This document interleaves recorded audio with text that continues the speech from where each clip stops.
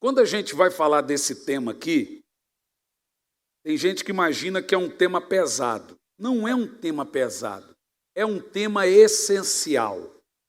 Você gostaria de saber o resultado da sua vida após a morte? Pastor, eu não gosto de falar de morte, deveria gostar. Eu vou te dizer por que você deveria gostar. Apenas uma porcentagem absurda da nossa vida é em vida. Nós somos seres eternos, não somos Munhá, mas somos seres eternos. Com isso eu estou dizendo que nós vivemos para sempre. E é muito importante você saber sobre eternidade. Saber para onde você ou aonde você vai passar a sua eternidade. Nós somos seres tripartidos, espírito, alma e corpo. E eu decidi trazer essa palavra aqui hoje. Tínhamos muitos convidados que já tinham confirmado a vir. Obviamente a chuva complicou um pouco. Então, normalmente quando eu trago esse ensinamento, as pessoas têm uma certa consciência. Deuteronômio 32 e 22, existe uma pergunta que não quer calar.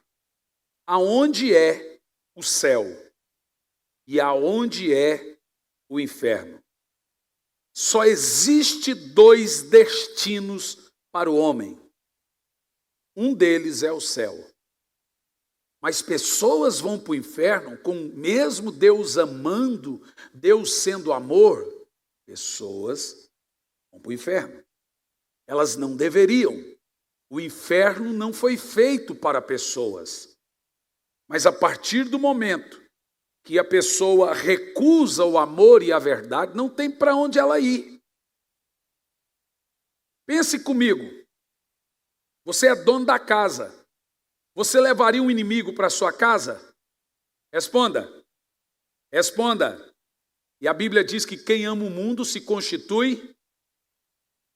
Tire você as suas conclusões. Pastor, só fala coisas muito duras. Ainda assim é verdade. Não é porque são duras que deixa de ser verdade, querido. É que às vezes nós estamos tão acostumados a ter a nosso ego, nossa alma massageada, que quando a gente ouve uma vez, a gente choca. Mas a realidade não é um filme, não é uma telenovela. A realidade é diferente do que nós aprendemos e vivemos. Eu quero te mostrar hoje uma realidade tanto científica quanto espiritual do destino das almas das pessoas. Eu quero que você entenda que eu estou falando para a igreja que eu sou pastor e ao mesmo tempo para milhares e milhares de pessoas na internet. Você sabe disso. Deuteronômio 32 e 22 diz assim: pois um fogo foi aceso pela minha ira, fogo que queimará até as profundezas do Sheol. Ele devorará até a terra, e as suas colheitas consumirá os alicerces dos montes. Primeira coisa que você precisa entender: o inferno, ele não existia, mas ele passou a existir. E Deus fez o inferno. Como você leu aqui comigo, Deus acendeu o inferno. E acendeu o inferno por causa de uma espécie de ira, provavelmente, a ira que a queda dos demônios provocou em Deus, fez ele acender o fogo do inferno. E a Bíblia diz que o inferno foi preparado para o diabo e seus anjos. Em Mateus 25 e 41 diz: mas o rei ordenará aos que estiverem à esquerda. Entendeu? À esquerda, viu?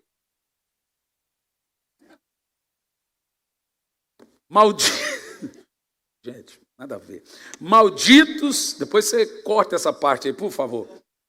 Malditos, apartai-vos de mim e ide para o fogo eterno, preste atenção, preparados para o diabo e seus anjos. Quando nós lemos que Deus, em sua ira, acendeu o fogo do inferno, então compreendemos aqui que foi por causa da rebelião de Lúcifer e seus anjos. Vejamos, o inferno não é um lugar espiritual. Ficou surpreso? O inferno é um lugar físico. Ele não é um lugar no espaço, ou no céu, ou nas regiões celestiais, tipo no escuro, uma espécie de buraco negro ou zona fantasma. A opinião da Bíblia, da localização do inferno, é de que ele está no mesmo tempo e espaço que você está. O inferno está embaixo de nossos pés. Nós pisamos sobre ele. E biblicamente falando, apesar do inferno ser morada de espíritos, ele é completamente físico, geológico e literal. No Velho Testamento, a palavra traduzida para inferno é Sheol. E no grego é Hades. Pense o seguinte: Hades ou Sheol é um lugar enorme, como a terra é aqui em cima. Imagine toda a planície da terra, com o mesmo espaço que temos aqui em cima, o Sheol é embaixo da terra. E o inferno, o Sheol, ele é dividido em mundos, em partes. Como aqui em cima também tem suas cidades, tem seus continentes. Nós temos um lugar chamado Geena, que também é reconhecido como o Vale de Rimon, ou Rinom, que é onde estão as almas dos ímpios, esperando o julgamento eterno. Enquanto eu falo, eles colocam os textos ali, é isso que está acontecendo? Ótimo. Em Salmos 9, versículo 17, diz assim: os perversos, escute bem, serão lançados no inferno. É isso? Volte os ímpios ao pó. Que versão é essa, meu filho? NVI? Bom, na minha versão, King James, está assim, ó, Salmo 9, 17. Os perversos serão lançados no inferno, e todas as nações que se esquecem de Deus. Em Apocalipse 1, no versículo 8, Jesus, sobre esse local onde estão a vida e as almas das pessoas que não conhecem ou não entregaram a sua vida a Jesus, ele diz assim: sou eu, diz assim, ó, diria assim, Apocalipse 1,18, sou eu, aquele que tenho a chave da morte e do inferno. Sou eu aquele que vive, estive morto, mas estou vivo e para todo sempre, e tenho a chave da morte e do inferno. No caso ali, Hades, Sheol, Geena, inferno, é a mesma tradução. Sheol é hebraico, Hades grego, inferno em português. Em Marcos 9, 43, olha o que Jesus fala sobre a localização e sobre o tipo de gente que tem nesse local. Ele diz assim: se a tua mão te faz tropeçar, corta, pois é melhor entrares maneta, cotoco, na vida eterna, do que tendo as duas mãos e ir para o inferno, para o fogo que nunca se apaga. Bom, então você está percebendo comigo que a Bíblia fala mais do inferno do que do céu. Por um simples motivo: ninguém vai clamar por um Salvador sem saber do que está sendo salva. Quando você pega João 3,16, o Senhor diz: primeiro, para que não pereça, inferno, e tenha a vida eterna. Hoje nós cristãos temos a ideia que essas coisas não deveriam ser pregadas. Nós temos, em primeiro lugar, ter consciência dos perigos que sondam e rondam a nossa alma. E esse é o maior deles. É o maior perigo que sonda e ronda a nossa alma. Deixa-nos claro que há pessoas que vão para o céu e há pessoas que vão para o inferno. Uma aplicação importante para você: Deus não manda ninguém para o inferno. São elas que não querem ir para o céu. Não, mas todo mundo quer ir para o céu, pastor. Com a boca. Mas prova o contrário com suas vidas. Tudo bem, pastor. Aonde fica esse negócio? Aonde fica o Sheol? Eu vou usar o termo Sheol porque o outro é mais pesado, né? Bom, a ideia de que o Sheol, ou Hades, está embaixo dos nossos pés, vem de passagens extremamente coesas bíblicas.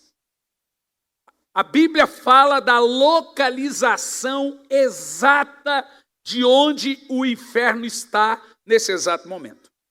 E o que você vai ver aqui comigo são revelações surpreendentes, tanto em termos da geografia e da geologia. Em Lucas 10:15, Jesus diz assim: Tu, Cafarnaum, eleva-te porventura até o céu, descerás até o inferno. O que ele usou o termo?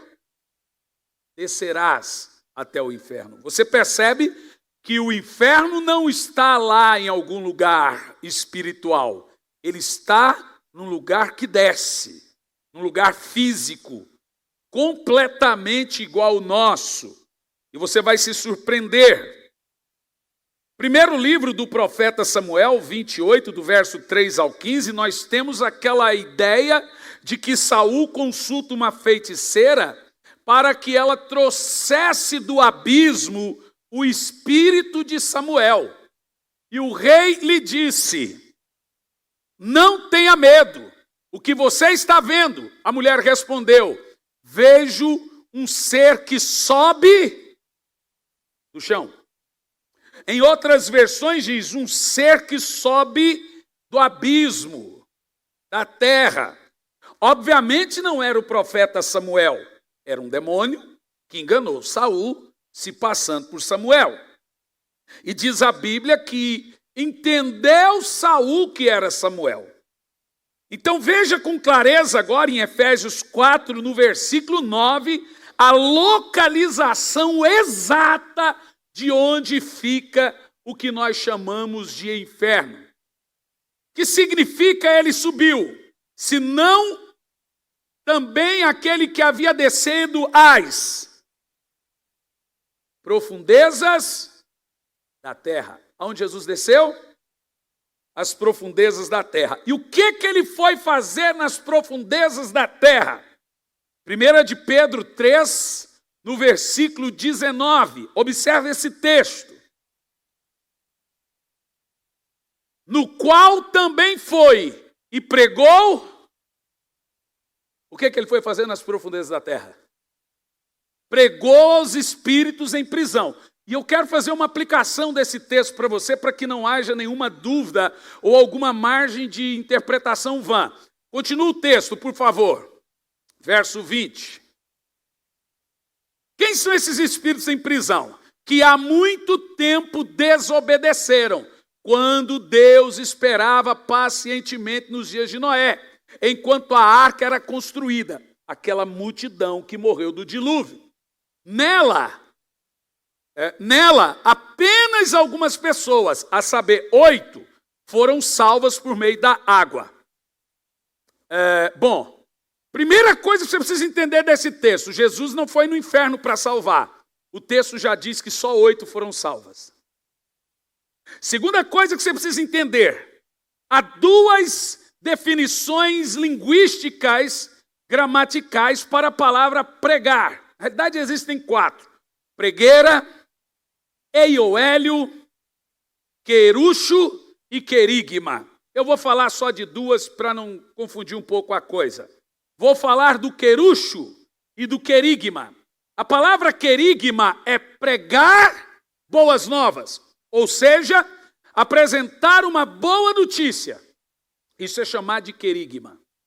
E a palavra querucho é também pregar, mas não é apresentar boas novas, é dar uma satisfação. Por exemplo, quando a Bíblia diz que Jonas foi em Nínive e pregou por 40 dias, você lembra qual foi o conteúdo da pregação de Jonas? Quem lembra?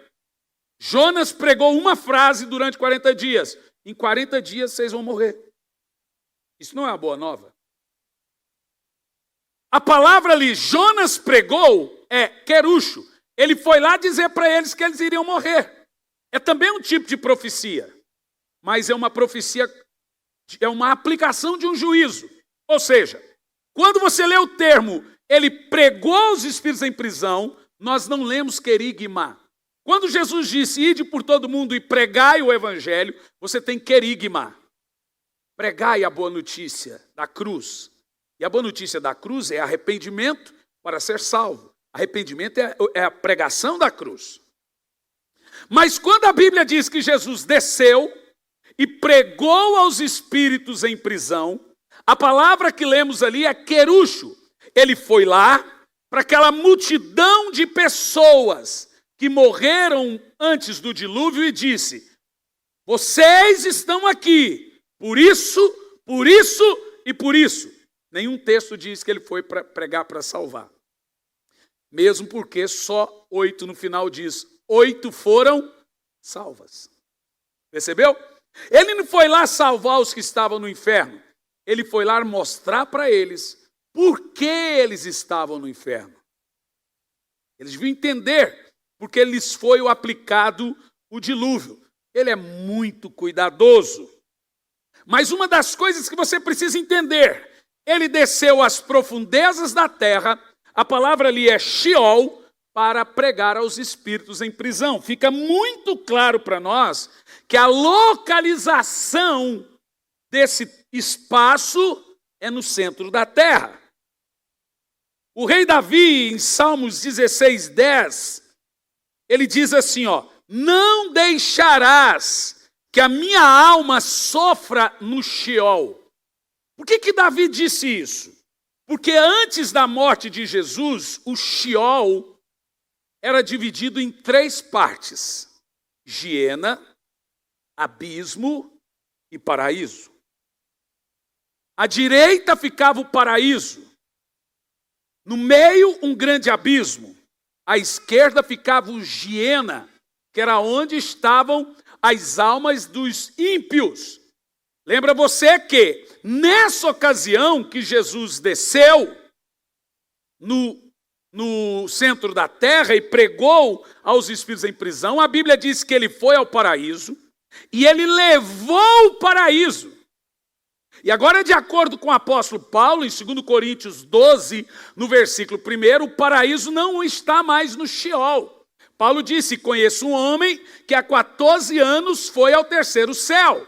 No verso 14 ele diz, verso 4 ele diz, conheço um homem que há 14 anos foi ao paraíso. Veja, Jesus pegou todos os salvos que estavam no paraíso, aguardando a morte dele, para que o sangue dele também lhes valesse. Abraão teve que aceitar Jesus, Isaac teve que aceitar Jesus. O sangue de Jesus morreu para o passado, o presente e o futuro.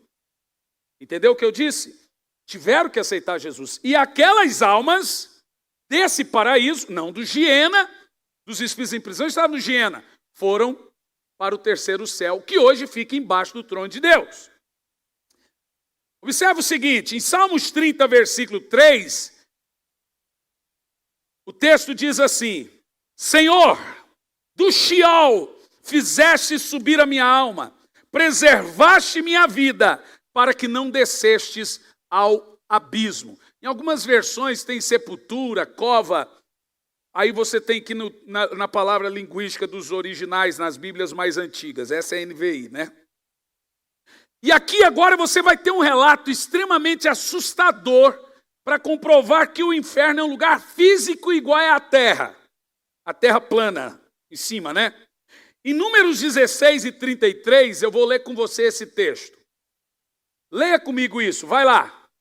Desceram vivos à sepultura, com tudo que possuíam. A terra se fechou sobre eles e pereceram, desapareceram no meio da assembleia.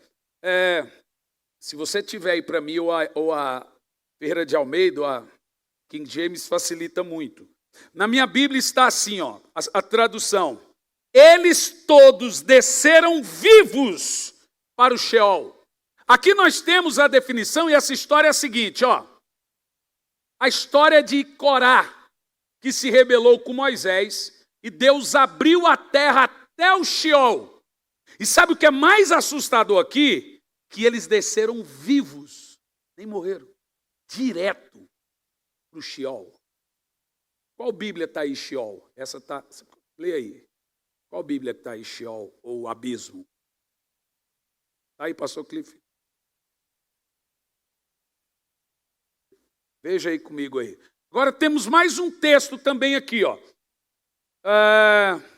Depois de Números, Isaías 14, versículo 15, para você entender que realmente isso fica mais às profundezas do Sheol, você será levado ao fundo do abismo. Olha que coisa interessante. O tempo, o local, o espaço do que a Bíblia chama de Sheol, ou Hades, ou abismo, o termo para sepultura também no Velho Testamento, ele fica no local chamado Grande Abismo. E fica nas profundezas do centro da terra. E aonde fica esse abismo? Apocalipse capítulo 9, versículo 1, veja esse texto comigo. O quinto anjo tocou a trombeta e viu uma estrela que havia caído do céu sobre a terra. Aonde? Vamos ver onde é que fica o inferno. A estrela foi dada a chave do poço do abismo. E aonde é que fica esse abismo? Continua o texto. Quando ela, estrela é um anjo, abriu o abismo, subiu dele fumaça, como uma gigantesca fornalha. O sol e o céu escureceram com a fumaça que saía do abismo. Gênesis 1, verso 2 diz que o Espírito pairava sobre as águas e havia trevas sobre o abismo. O que você vai aprender aqui hoje é muito bom e chocante. Continua o texto. Da fumaça saíram gafanhotos, isso aqui é no Apocalipse, na grande tribulação, e vieram sobre a terra, e foi-lhes dado poder como dos escorpiões na terra, pode ir seguindo automaticamente. Eles receberam ordens para não causar dano nem à relva, nem à terra, nem planta ou árvore, mas apenas aqueles que não tinham selo de Deus na testa. Vai indo. Não lhes foi dado poder para matá-los, mas sim para causar tormento durante 5 meses. A agonia que eles sofreram era como da picada de um escorpião. Naqueles dias os homens procurarão a morte, mas não encontrarão. Desejarão morrer, mas a morte fugirá deles. Congela, não tira. Essa história, no período de tribulação, depois do arrebatamento, tem demônios que estão presos nesse abismo que serão soltos. Durante 5 meses, a morte é tirada da terra. E esses demônios vão atormentar as pessoas. Vão dar tiro na cabeça, cortar o pulso, se queimar, mas não vai morrer. Um verdadeiro The Walking Dead. Daí tirou a ideia dos zumbis. O cara está morto, mas não morre. Está lendo comigo isso, não? Agora olha a continuação do texto. Verso 7. Os gafanhotos pareciam cavalos preparados à batalha. Tinham sobre a cabeça algo como coroas de ouro. Você já leu isso na Bíblia? De anjos com aparências, os que estão diante do trono, de animais, coroas. Só que esses são caídos, tá? Tinham coroas de ouro e o rosto deles parecia rosto de homens. Continua. Os cabelos como os de mulher e os dentes como de leões. Tinham couraças de ferro e o som das asas, barulho de muitos cavalos e carruagens correndo para a batalha. Agora olhe bem, tinham caudas e ferrões de escorpiões, cauda, e na cauda tinha poder para causar tormenta aos homens durante 5 meses. Aceita Jesus, irmão. Agora olha que é mais importante.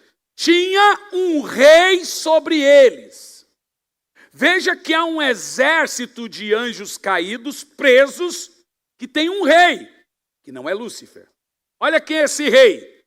O anjo do abismo, cujo nome hebraico é Abaddon, e em grego, mais conhecido como Deus Apolo. Você já ouviu esse nome? Esse é o anjo do abismo. Ele é o que tem a chave. Ele está reservado para o juízo. Bom, você vê que ele sobe do abismo. Ele levanta do abismo. E uma coisa que você precisa entender sobre isso, nós vamos falar em alguns minutos mais daqui um pouco, sobre a realidade do céu, né? E nós temos comprovações, então, bíblicas de que o inferno, ou esse grande abismo que é mencionado na Bíblia, onde estão mortos os ímpios e também presos alguns demônios, e também moram os demônios. Mas o que você não sabia, e surge uma pergunta, é aonde ficam as portas desse inferno? Você lembra que Jesus disse, as portas do inferno não prevalecerão contra a igreja. Então o inferno tem uma entrada. Veja bem, em Gênesis 1, verso 2, para você entender isso. A terra era sem forma e vazia. Havia trevas sobre a face do abismo. Aonde Lúcifer foi jogado? No abismo. Aonde estão presos alguns demônios? Aonde os demônios vivem? No abismo. Está entendendo? As coisas começam a fazer sentido ou não? E o Espírito de Deus pairava sobre as águas. Você já leu em Eclesiastes que diz assim, como as águas cobrem o mar, toda a terra será cheia da sua glória? Não te faz sentido esse texto? Pensa num texto que não tem sentido. Como assim, as águas que cobrem o mar? O mar não são as águas? Que conversa é essa de águas que cobrem o mar? Você já leu isso? Como as águas cobrem o mar, toda a terra será cheia da sua glória. Veja Gênesis 7, versículo 11, por favor. E aqui nós temos uma certeza. Não é especulação, não é tese, é certeza. Olha o que diz o texto.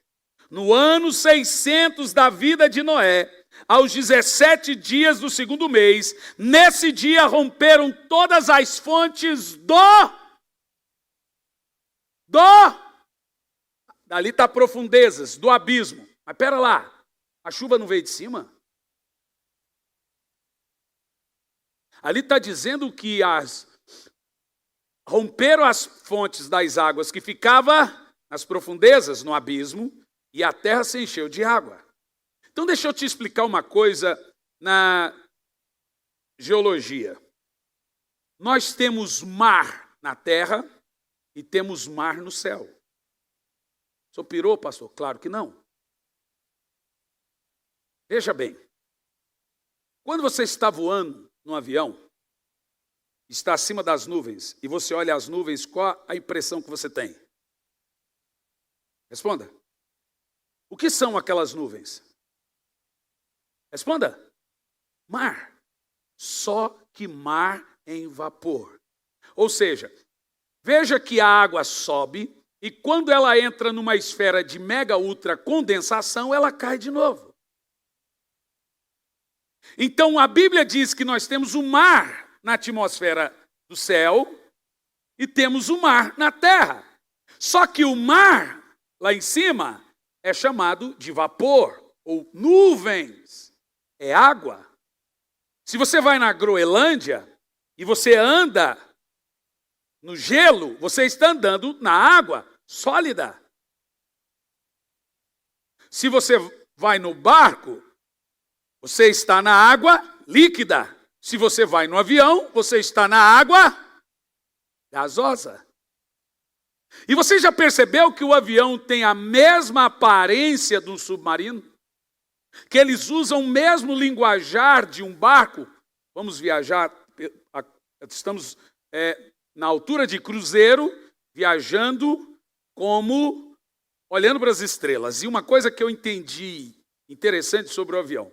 Se você tem os aparelhos do avião, e naquele aparelhinho, tipo uma bússola, que não é a bússola, tem uma parte assim que ele faz assim, quando o avião... É tipo, como é que chama quando você mede... Hã? Não, Emerson.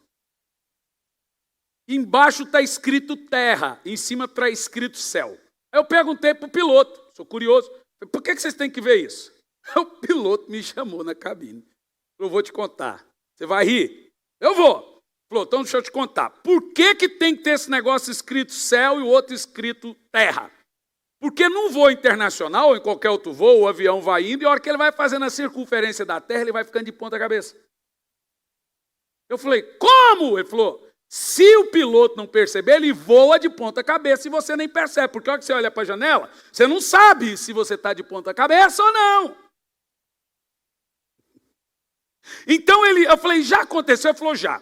Já aconteceu de eu estar voando uma vez, e a hora que eu olhei, o avião estava assim já. Aí ele pega o leme, né, e põe o avião de novo no plumo. Porque o próprio avião, naturalmente, vai seguindo a circunferência da Terra. Se você perceber, o avião ele voa a 10 mil pés. E o mesmo balanço que tem no céu, tem embaixo no submarino. Porque tem-se a mesma pressão, tem-se a mesma água, é a mesma coisa. E a gente chama isso de turbulência. O submarino também tem asas e também tem o mesmo formato de um avião para cortar aquela pressão que tem das águas. Por que eu estou te falando isso? A Bíblia chamou isso de firmamento. Então ele pôs águas no firmamento e água não em cima. É aí que você precisa entender. O mar não era em cima. Na geologia, você vai perceber que o mar era no centro da Terra, aonde hoje é petróleo, e o petróleo é formado dos fósseis. Se morre um bicho aqui, quando ele começa a decompor, você vê que começa a gerar aquele líquido preto, viçoso, quem já viu? Aquilo é o petróleo. É água, calor e fósseis, restos mortais. E o petróleo é produzido dos fósseis, das pessoas que são enterradas, junto com a água da chuva e o calor no centro da terra. Aquele lugar ali é um grande oceano, aonde era o mar. E aqui nesse texto você vê de onde Deus fez sair essas águas.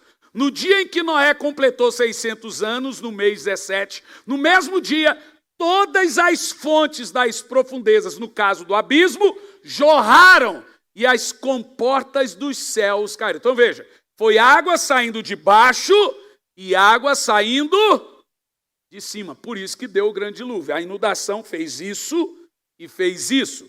Primeiro ela fez isso. Quando você assistiu o filme de Noé, você chamou de heresia, né?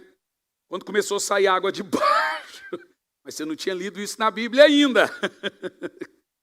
Então o que é interessante, aqui nós podemos perceber definitivamente que no dilúvio, Deus fez a água vir de cima e a água vir de baixo. Veja mais esse texto, Gênesis 8, versículo 2. Como que o dilúvio cessou? As fontes do abismo, aqui está abismo, ali está profundezas, que dá a mesma coisa, e as comportas do céu se fecharam e a chuva parou. Você viu? Parou de vir água de cima e parou de vir água de baixo. A água que estava em cima voltou para baixo. E aí parou a chuva também. E aí cessou tudo. Agora nós temos o fim completo do dilúvio e as águas param de vir para a superfície. Veja mais esse texto de Provérbios 8, verso 27 a 28, por gentileza. Quando ele estabeleceu os céus, lá estava eu. Quando traçou o horizonte, sob a superfície do abismo. Em Isaías 51, no versículo 10, quando ele secou esse abismo, diz assim, ó, não fostes tu que secastes o que você leu? Um dia o mar foi o quê? As águas do grande abismo. Agora, o que você precisa entender, que um dos termos para Sheol, Hades ou inferno, é grande abismo. E aí você se pergunta, temos aqui uma comprovação bíblica, geológica, das profundezas do Sheol, que a Bíblia chama de abismo. E agora temos uma comprovação científica de onde fica esse abismo, que é no centro da terra. E agora o que nós precisamos entender é que aonde Deus escondeu o abismo?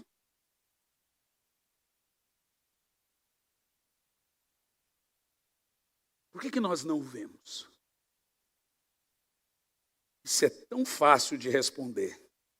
O texto diz: havia trevas sobre a face do abismo e águas sobre o abismo. Eu quero pôr para você aqui a definição exata do que é mar e do que é abismo. E eu fiz um print do hebraico. E eu pedi para o Juliano, se tiver aí, é o print da definição do texto. Tanto do termo abismo e o que significa abismo, Sheol, na Bíblia. Só para você ver. Temos aqui 4 definições. Toda vez que você lê na Bíblia, não é esse, tira, não é esse, não, sai, não é esse, acabou o script. É o termo do hebraico lá, foi feito. Também não é esse, não. Esse é Graça Church. Church quer dizer igreja. Achou aí, Pedro? Pode colocar. Presta atenção. Irmãos, é só na Graça Church que você tem isso. Isso aqui é uma aula cara. Os meus alunos pagam caro e 2 anos para aprender isso. Presta atenção nisso. Ali nós temos o dicionário Strong, que é o dicionário bíblico, linguístico, de toda a Bíblia, com números Strong. Em cima ali, ó, você tem o que nós chamamos de número Strong. É tipo a Barça, só que do hebraico e do grego e do aramaico. Antigamente você tinha que pegar tudo aquilo, ir lá no número e pegar aquela palavra, estudar o grego, o hebraico, o aramaico. Hoje tem um aplicativo caríssimo, eu tenho no celular, para isso. Fiz um print do aplicativo. Você vê que ali em cima está a letra hierogrífica, que é o hebraico. É um desenho, mas está escrito. Eu peguei a palavra, se der para você abrir um pouquinho, porque ele aponta para o termo abismo. Tem como? Então tudo bem. A palavra hal, em cima do desenho, onde depois do arrobinha, hal, que significa procedente de 0194, que é onde você vai achar lá no dicionário Strong, do grego e do hebraico.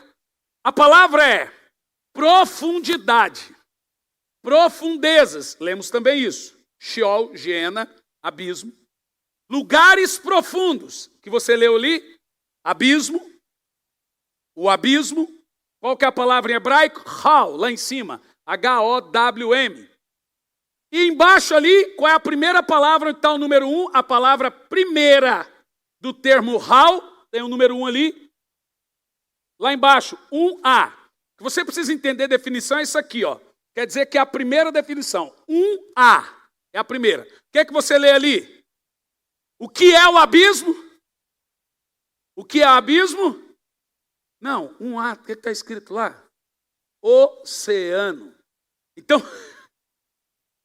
você falou, uau, é o uau mesmo. Temos 4 definições para a palavra mar na Bíblia. Sheol. Uma, profundidade, profundezas. Oceano, referindo-se a águas subterrâneas, profundidade de oceano e profundezas, que vem do abismo. Por isso que você entende como as águas cobrem o mar, porque como as águas cobrem o abismo. Biblicamente falando para você, o termo Sheol na Bíblia, o abismo, significa profundezas, profundidade, profundo, e a palavra primeira, como você vê ali, é oceano. Aí nós temos um gráfico que você está vendo, não nos restando dúvidas que o termo para mar na Bíblia é o grande abismo. Ou seja, para você ter uma ideia, a parte mais alta do oceano, da geografia, geologia dos relevos da Terra e oceano embaixo da Terra, geografia em cima. Então a parte mais alta da geografia da Terra é o Everest, 8.000 metros. O que você não sabe é aonde fica um abismo. Bom, preste atenção nisso aqui. Isso aqui fica no local chamado, alguém sabe? Fossa das Marianas. Tudo isso aqui é o abismo, e ele vai descendo, já perdeu ali.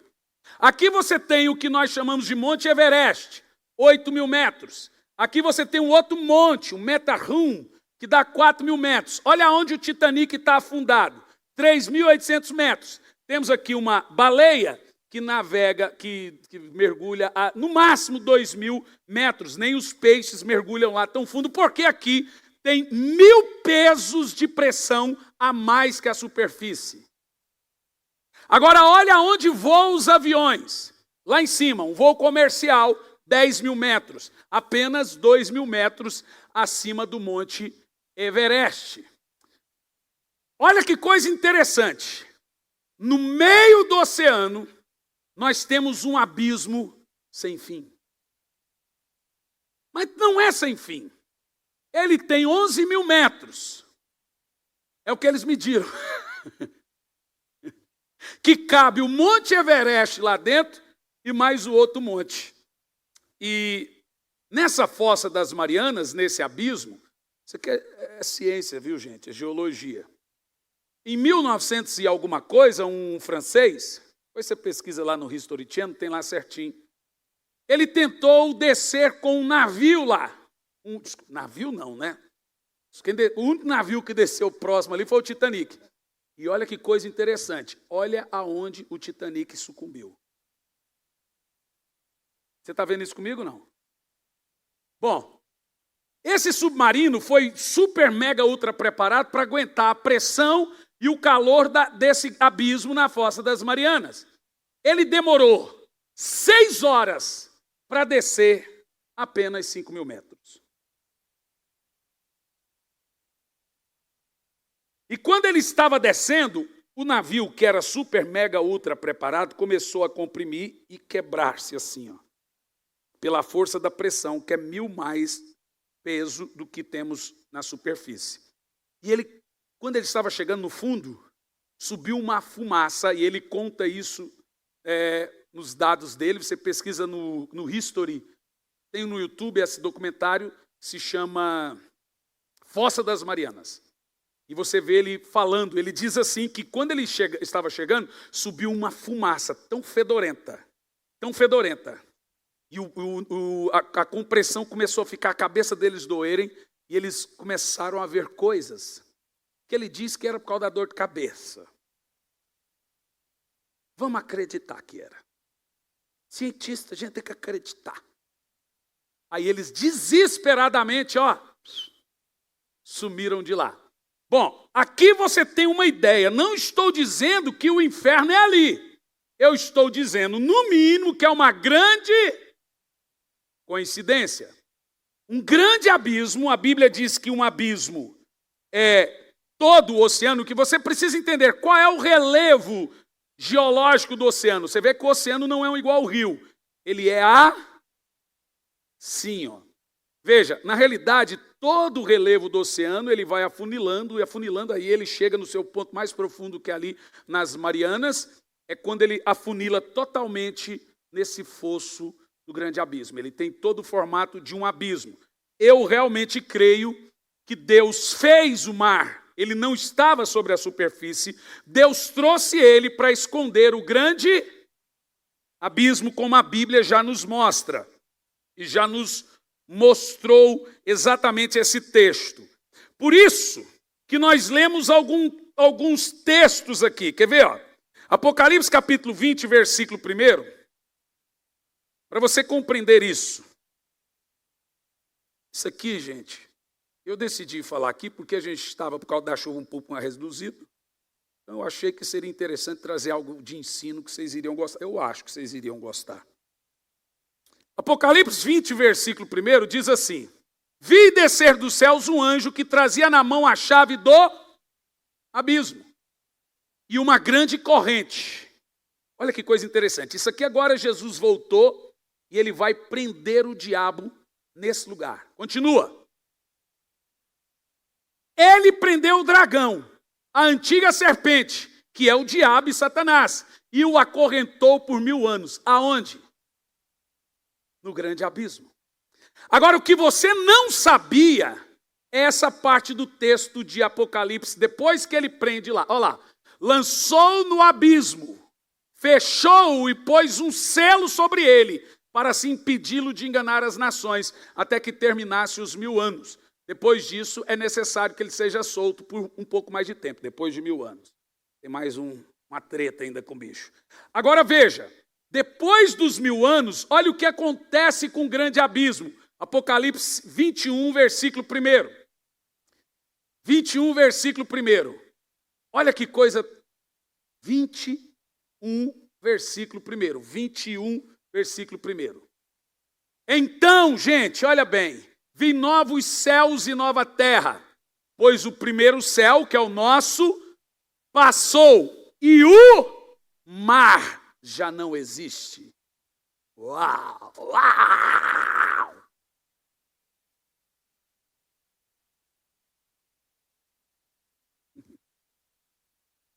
Que coisa interessante, o mar não existia e não vai, porque o mar, na realidade, é a proteção do... Você sabia que nós sabemos mais dos planetas do que do mar? Deus fez o mar para esconder o grande abismo. Veja Apocalipse 11, verso 7.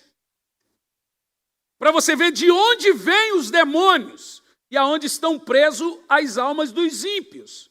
E eu tenho um desenho muito importante para você aqui dos 3 céus embaixo com o abismo. Daqui um pouco, vai ter que aguentar também. Olha lá, aqui é a questão das 2 testemunhas. Quando eles tiverem terminado o seu testemunho, a besta que vem do abismo atacará. E ela irá vencer as 2 testemunhas. No caso, as 2 testemunhas que estão pregando. Você vê que a besta vem do abismo. O diabo caiu. Onde que o diabo caiu? Será que ele caiu, foi lá? Será que sabemos disso? Veja Isaías capítulo 14, verso 12. Vamos ver se foi lá que Deus jogou ele. Já sabemos que é lá que Deus vai prender ele nos 1000 anos. Mas quando ele caiu do céu, ele foi jogado aonde? Como caiu do céu a estrela da manhã, filho da alvorada, como foste atirado à terra, você que derrubava as nações. Verso 13. E você dizia no teu coração, subirei aos céus, erguerei o meu trono, e acima das estrelas de Deus me assentarei na assembleia ao ponto mais elevado do Monte Santo. Olha o 14. Subirei mais alto do que as mais altas nuvens e serei como o Altíssimo. Verso 15. Leia agora em voz alta todos vocês. Mas as profundezas do Sheol, você será levado, irá ao mais profundo do abismo. Por isso que havia trevas sobre o abismo e o Espírito pairava sobre as águas. Por que ele pairava? Para mantê-los presos lá. Uau. Por isso que nós lemos em Apocalipse 20, versículo 13, essa parte é extremamente poderosa nos ensinos. Olha isso aqui, ó. Quando Jesus voltar, tiver o juízo final, diz aqui, ó, o mar entregou os mortos que nele havia. Todo mundo interpreta assim: quem morreu afogado vai entregar. Não, porque senão diria: a terra também entregou os mortos. Morre mais gente na terra do que no mar. Mas o que é o mar aqui? O mar entregou os mortos que nele havia. A morte e o Hades entregaram os mortos que nele havia. Percebeu? Outra coisa interessante, para você entender o que eu estou falando, capítulo 20, acho que já foi falado, esse é o verso 14, por favor. Então, a morte e o Hades, que é o abismo, foram lançados no lago de fogo. Essa é a segunda morte, é o que a ciência chama de magma. Então, o que agora aqui temos é uma realidade. Acima do magma tem o Sheol, colado com a terra. E olha que interessante, eu vou colocar esse gráfico dos 3 céus para você aqui agora. Os 3 céus. Tem uma casinha esse gráfico. Bom, deixa esse primeiro. Olhe bem. Preste atenção.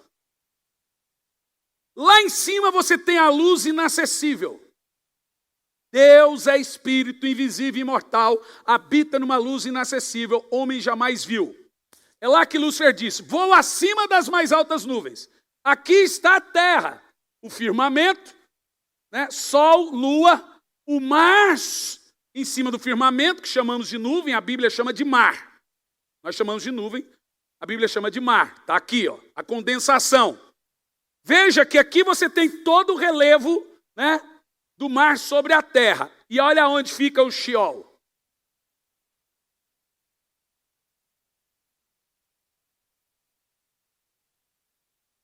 Viu ou não? O que é o Sheol? É onde estão os demônios, os ímpios, é o Hades. Foi lá que Jesus foi. Então aqui temos todo o relevo da terra. Lá acima está Deus. Agora o que eu vou mostrar para você é um desenho feio, mas fica mais claro. Põe, por favor, o outro da casinha. Tá feio, mas fica melhor. Ponto. Acho que ficou. Tá bom assim? Não ri não do meu desenho. Faz favor. Mas deixa eu explicar para vocês que aqui fica claro. Aqui nós temos 3 céus. O primeiro céu é chamado de Aurânio. Rânio, céu. Primeiro. Quando a Bíblia diz o primeiro céu passou, é esse. A primeira terra passou, é essa. Primeiro céu, aqui é o nosso céu. Aqui céu Aurânio. Esse é o céu. Quando Paulo diz que existem guerras espirituais, é no espaço sideral, que é chamado de segundo céu, céu intermediário, onde estão as estrelas e os planetas. O nosso é primeiro céu, é o chamado de firmamento, antes da atmosfera. O terceiro céu, que é onde Paulo foi, o céu eporâneo, aurânio, meso, meio, céu do meio, epo, último, aurânio, mesorânio, eporâneo. Nesse céu está hoje o paraíso. Aonde era o paraíso? Antes da morte de Jesus. É aqui. Esse gráfico é bem fácil, gente. Sim, é feio, mas é bom.